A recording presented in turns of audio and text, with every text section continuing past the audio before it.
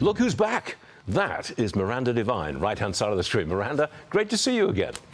The media... You too, Stuart. Good to see you. The media has always had it out for Trump, or had it in for Trump, I should say. Do you think times are changing? Yeah, look, I have also picked up that same slight shift in mood that you have, although I don't really want to count our chickens before they're hatched. But it certainly does seem that, you know, Jeff Bezos is flexing his muscles a little bit, and over at the Washington Post. And then Barry Weiss at CBS, we're already hearing, I mean, there are monstrous leaks coming from there, and they're all very, you know, full of consternation and upset. But she is, you know, for instance, went into a 60 Minutes meeting and she said, why is it that the whole of the country doesn't trust you? And apparently everyone in the meeting was shocked and stunned because they believe that they're doing wonderful journalism. And she also has been calling people who normally wouldn't come on 60 Minutes because it's been such a left-wing anti-Trump cabal, people like Jared Kushner and Steve Witkoff, and they got that exclusive the other night on the peace deal. Man, times are changing, I hope. Now, separate subject here.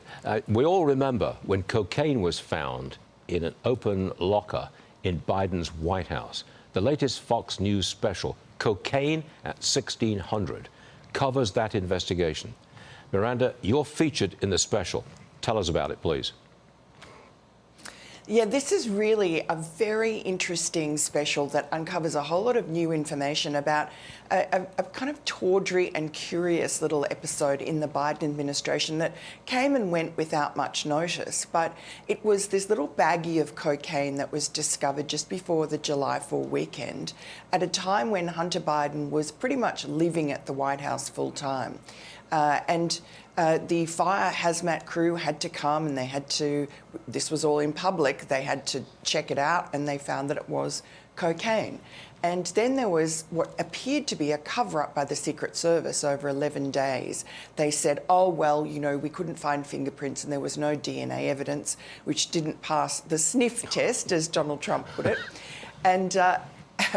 And then, you know, they destroyed the cocaine, the evidence, very quickly, and they kept on telling us, Karine Jean-Pierre would stand up at the podium saying, oh, no, you know, the first family wasn't even there, which wasn't quite true either. So there's always been suspicion. Hunter Biden has since denied that it was him. He appeared on a podcast and says, oh, you know, as if he would leave a baggie of cocaine in a cubbyhole where people keep their cell phones. But that's the other mystery that this special finds, that wasn't the first place where the cocaine was found. So it's a very curious, and now we've got FBI Director Kash Patel and Dan Bongino are looking into this mystery. So I think we'll find something very interesting soon. Well, I'm going to watch Cocaine at 1600 on Fox Nation. There you go.